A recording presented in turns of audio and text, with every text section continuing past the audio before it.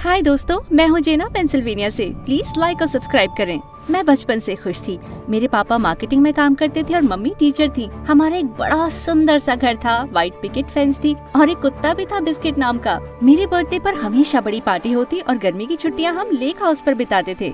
मेरे दोस्त और मैं हमेशा एक साथ रहते थे। सब कुछ बहुत बढ़िया था, लेकिन फिर डैड की नौकरी चली गई और अचानक मेरी जिंदगी में सब खराब हो गया। हमें अपना घर बेचना पड़ा और मुझे अपने बचपन के सभी दोस्तों को बाय कहना पड़ा क्योंकि मैं दूसरे शहर में शिफ्ट हो रही थी। मेरी नई जगह एक छोटा सा अपार्टमेंट थी। वहाँ पर पहले दिन ही मुझे चूहे दिखे।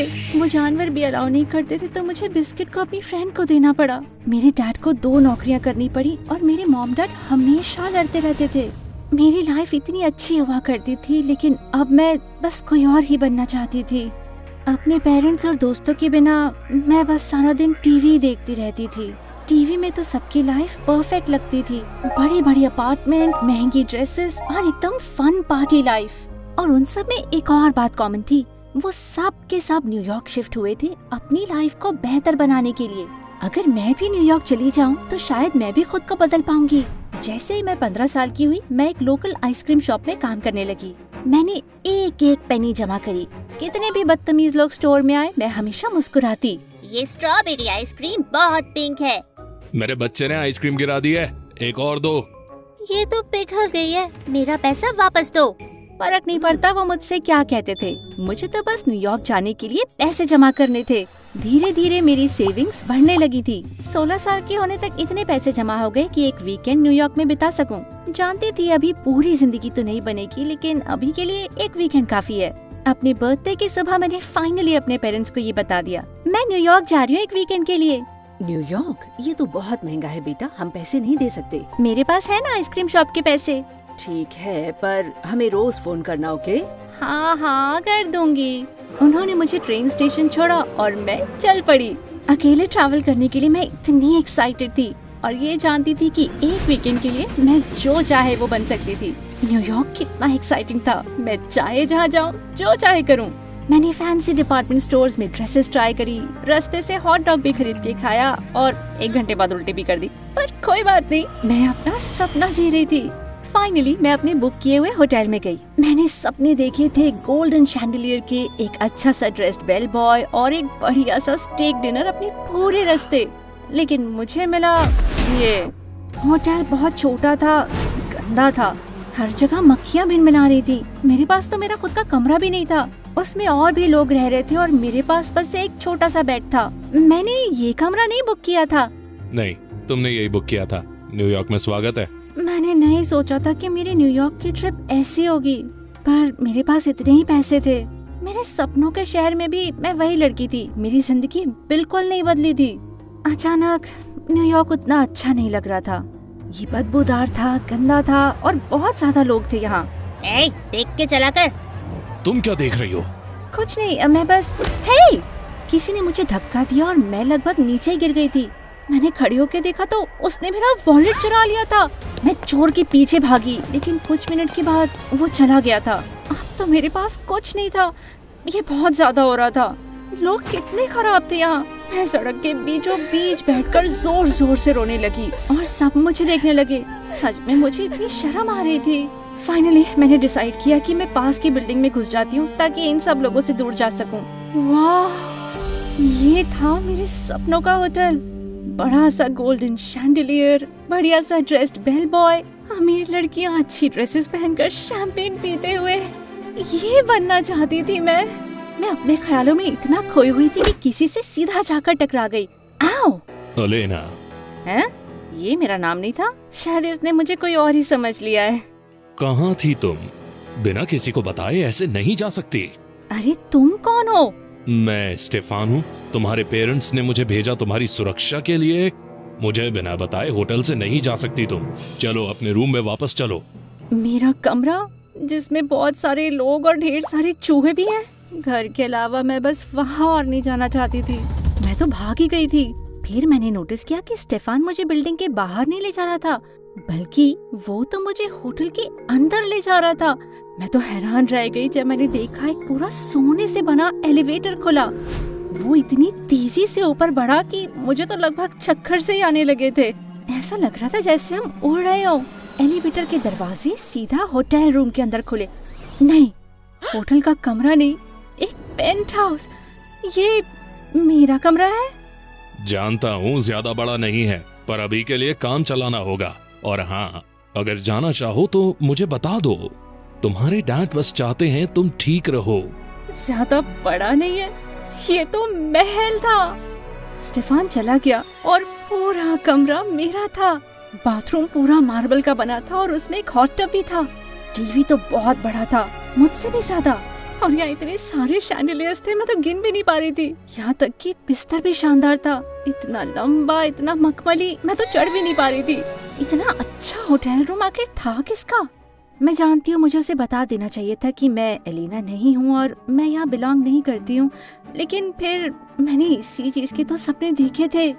मेरे पेट में गुड़गुड़ होने लगी, तो मैंने सोचा चलो इसके बारे में बाद में सोचते हैं, पहले थोड़ी पेट पूजा हो जाए। रूम के मिनी फ्रिज में मैं गई, मैंने स्नैक्स खाए, सोडा पिया, यहाँ तक कि रूम सर्विस भी ऑर्डर कर ली। खा पी के मेरा पेट इतना फूल गया कि लगभग गिरने ही लगी थी। जिंदगी इतनी अच्छी कभी नहीं थी। मेरा फोन बजा और देखा मेरे पेरेंट्स कॉल कर रहे हैं और मुझे याद आ गई वो लड़ाइयाँ, वो चूहे और बिस्किट को खोना। मैंने फोन काट दिया और डिसाइड किया कि मैं वापस कभी नहीं जाऊंगी। मैं न्यूयॉर्क में रहकर अपनी जिंदगी शुरू करूंगी, चाहे मुझे इस लड़की एलेना की जिंदगी ही क्यों न लेनी पड़ जाए। मैंने आसपास देखा तो उसकी डायरी और लैपटॉप दिखा। मैंने लैपटॉप खोला और क्या ये मैं थी? अचानक मुझे एहसास हुआ कि वो कौन थी। एलेना, एक फेमस एक्ट्रेस। मेरे दोस्त कहा तो करते थे कि मैं उसके जैसी दिखती हूँ। जेना और एलेना नाम भी सुनने में एक जैसे लगते हैं। बस एलेना की जिंदगी ऐशो आराम की थी और मेरे पास कुछ नहीं था। एलेना शायद जल्दी वापस आ जाएगी। अगर उसके रूम में मुझे पकड़ा गया तो बहुत मुश्किल हो जाएगी। मुझे यहाँ से भागना पड़ेगा इसके पहले कि मुझे गिरफ्तार कर लें। लेकिन शायद मैं कुछ चीजें लेके जा सकती हूँ क्योंकि मेरा वॉलेट तो चोरी हो चुका था ना। एलेना के कपड़े पहनने के बाद मैंने स्टेफान को बताया कि मैं शॉपिंग करने जा रही हूँ। उसने साथ आने की जिद करी। जब हम स्टोर पहुँचे तो मैंने बोला मैं अपना कार्ड भूल गई हूँ, तो स्टेफान ने बिना सोचे मुझे ढेर सारे पैसे दे दिए। इतना सारा पैसा मैंने अपनी लाइफ में नहीं देखा था। इतने पैसे के साथ मुझे पेंसिल्वेनिया जाने की जरूरत ही नहीं थी। मैंने कुछ कपड़े सिलेक्ट किए और बोला कि मैंने ट्राई करने जा रही हूँ, लेकिन जैसे ही उसकी नजर से दूर हुई मैं वहाँ से खिसक ली। शायद स्टार्टिंग में न्यूयॉर्क इतना अच्छा नहीं लगा, लेकिन अब चीजें बदल रही थी, ऐसा मैंने सोचा था। मैं थोड़ी दूर आई थी कि मुझे एहसास हुआ मैं अपना फोन भूल आई थी। उसके बारे में सोच ही रही थी कि अचानक किसी ने मुझे पीछे से पकड़ के खींचा और फिर अंधेरा छा गया। कुछ घंटे बाद मेरी आंख खुली और मुझे चक्कर आ रहे थे। मैं कंफ्यूज सी थी। मैं कहाँ हूँ? तुम? अरे तुम! मैंने आसपास देखा तो मुझे रूम के उस तरफ एक लड़की खड़ी दिखाई दी, लेकिन उसकी शक्ल नहीं दिखी क्योंकि बहुत अंधेरा था। तुम यहाँ क्या कर रही हो? मैं जानती भी नहीं यहाँ कहाँ है। मैं तो ये भी नहीं जानती कि तुम कौन हो। मैं किडनैप हो गई हूँ। ऐसा बहुत होता है ना मेरे जैसे लोगों के साथ, पर मुझे समझ नहीं आ रहा है कि तुम यहाँ पर क्यों हो। मैं कभी किसी और के साथ किडनैप नहीं हुई। ओह माय गॉड, क्या तुम किडनैपर्स के साथ मिली हो? वो अंधेरे से बाहर आई और मैंने देखा एलेना। वो मैं हूँ। और ये बताओ तुम कौन हो? मैं जेना हूँ। जेना, तुम जानी पहचानी लगती हो, पर मैं तुमसे किसी पार्टी या बॉल में तो नहीं मिली थी। हम एक जैसे दिखते हैं। बड़ा, मैं तो कभी नहीं निकलूंगी ऐसे बाल बना के घर से, और इतना घटिया सा आउटफिट तो मैं कभी ना पहनूं। घटिया? ये तुम्हारे कपड़े हैं। ओह माय गॉड, वो तो है। तुम मेरे कपड़े चुरा रही हो क्या? नहीं, मेरा मतलब थोड़ा सा। क्या तुम किडनैपर्स के साथ मिली हुई हो? नहीं, स्टेफान को लगा मैं तुम हूँ। यकीन नहीं होता उसने मुझे तुमसे कंफ्यूज किया। कितना बेवकूफ है। मुझे गुस्सा आने लगा था। ये लड़की कितनी बदतमीज थी। हमारे पास अभी बड़ी प्रॉब्लम है। तुम होती होगी आए दिन किडनैप, लेकिन मैं पहली बार हुई हूँ। मैं यहाँ से भागूंगी, चाहे तुम आओ या ना आओ। तो बताओ, तुम साथ दोगी? काफी देर तक एलेना मुझे घूरती रही। ठीक है, सिर्फ अगर मुझे स्टेफान पे चिल्लाने मिले। हम दोनों ने बैठकर एक प्लान बनाया। हर 2 घंटे में किडनैपर हमें चेक करने आएंगे। उन्हें दरवाजा खोलना पड़ेगा, इसका मतलब हम भाग सकते हैं। ऐसा करते हैं, मैं बीमार होने का नाटक करूंगी ताकि वो अंदर तक आए और तुम उन पर हमला करना। मैं एक्ट्रेस हूँ, तुम उन्हें मारना। फाइन, ठीक है। फिर क्या? हमें किसी को अपना पता देना होगा। और वो कैसे करेंगे हम? एक फोन चुराना पड़ेगा। अचानक हमारी प्लानिंग रुक गई जब हमें दरवाजे के बाहर कुछ आवाजें सुनाई दी। हम दरवाजे के पास सुनने गए। क्या कह रहे हैं वो? उन्हें पता नहीं है कि हम दोनों में से फेमस कौन है, इसीलिए उन्होंने हम दोनों को किडनैप कर लिया। हमारे पास अब ज्यादा समय नहीं है।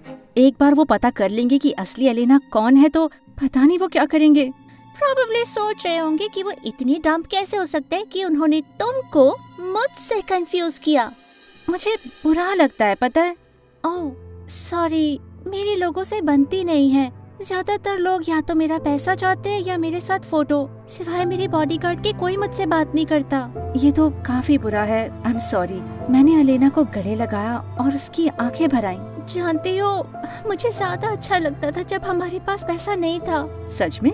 हाँ, मेरे पापा मेरी परवाह नहीं करते, इसलिए तो मैं बार बार खुद को किडनैप होने देती हूँ।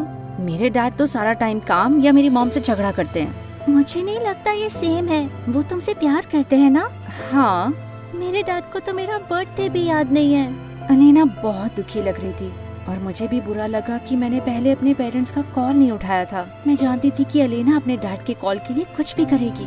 अचानक हमें हॉलवे में फुटस्टेप सुनाई दिए। जल्दी, कोई आ रहा है। मैं दरवाजे के पीछे खड़ी हो गई और एलेना दूर कोने में जाके बैठ गई। वो रोने लगी और बीमार होने का नाटक करने लगी। लग रहा था किसी मूवी का सीन है वो। एक किडनैपर कमरे के अंदर आया, परेशान लग रहा था। जब वो एलेना की तरफ गया तो मैंने पीछे से उसके सर पे हमला कर दिया। वो तुरंत बेहोश हो गया। मैंने उसकी जैकेट में से उसका फोन निकाल लिया। मिल गया। हमने 911 को कॉल किया और फिर एलेना और मैं चुपचाप सीढ़ियाँ चढ़कर बेसमेंट से बाहर गए। हमने जूते उतार दिए ताकि जरा भी आवाज ना हो और एक खर्राटे मारते हुए किडनैपर के सामने से निकले। हम दरवाजे तक पहुँच ही गए थे कि अचानक कोई चिल्लाया, हे, वो भाग रही है। उनमें से एक ने आकर हमारा रास्ता रोक लिया और हमें पकड़ने के लिए आगे बढ़ा। एलेना और मैं उल्टी दिशा में भागे। हम डाइनिंग रूम की तरफ भागे और मुझे जो मिला मैं उसकी तरफ फेंकने लगी। एक कांटा, एक नैपकिन, एक फ्राइंग पैन। अपना जूता फेंको। ये डिजाइनर जूते हैं। जूते से ज्यादा तुम इम्पोर्टेंट हो। मैंने डाइनिंग टेबल से एक प्लेट उठाई और किडनैपर की तरफ फेंक दी। वो उसके सर पे लगी और वो बेहोश हो गया। जाओ जाओ जाओ। एलेना दरवाजे की तरफ भागी, आजादी की तरफ। यस। इतनी जल्दी नहीं लड़की। आखिरी किडनैपर ने मुझे बाजू से पकड़ लिया। मुझे पीछे ले जाने लगा और मैं निकल नहीं पाई। दर्द होता है। तुम मेरे साथ आओगी। रैंसम लेके रहूंगा, चाहे कुछ भी हो जाए। जेना। एलेना दरवाजे के पास खड़ी थी, डर से जमी हुई। अभी तक भागी क्यों नहीं थी वो? जाओ, मैं तुम्हें छोड़ के नहीं जाऊंगी। अचानक सामने का दरवाजा टूट गया। हमारी बेटी वापस करो। Dad, mom. उन्हें देखकर मैं इतनी खुश हुई, लगभग रोने लगी थी। उनके पीछे मुझे सायरन सुनाई दे रहे थे। पुलिस भी आने वाली थी। किडनैपर ने मुझे और कस के पकड़ लिया। हमारा पैसा कहाँ है? तुम्हारा पैसा? हमारी बेटी का क्या? पैसे के बिना नहीं मिलेगी। आओ! एलेना ने मुझे पकड़ा और किडनैपर से दूर खींच के ले गई। चलो जेना, यहाँ से भागे। तुमने जूता फेंक दिया। और क्या करते? तुम जूतों से ज्यादा कीमती हो। पुलिस, हाथ ऊपर। और देखते ही देखते पुलिस ने सारे किडनैपर्स को पकड़ लिया। उन्होंने बताया कि ये सारे किडनैपर बहुत लंबे टाइम के लिए जेल जाएंगे। मेरे पेरेंट्स तो मुझे छोड़ ही नहीं रहे थे। कस के गले लगाया था, पूछ रहे थे मैं ठीक हूँ या नहीं। आपको पता कैसे चला मैं यहाँ थी? तुम अपना फोन होटल में छोड़ आई थी।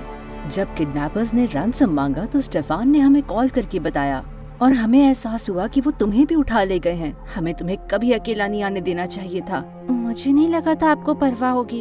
हम तुम्हें बहुत प्यार करते हैं जैना। शायद ठीक से जता नहीं पाते, पर आखिरकार तुम हमारी बेटी हो। हमारे पास बहुत पैसा नहीं है, पर तुम्हारे लिए कुछ भी करेंगे। मैं भी आपसे प्यार करती हूँ। चलो घर चले। मैं अपने पेरेंट्स को देखकर मुस्कुराई, पर मैंने नोटिस किया कि एलेना बहुत दुखी लग रही थी। उसके माँ बाप नहीं आए थे, बस स्टेफान को भेज दिया उन्होंने। क्या तुम ठीक रहोगी?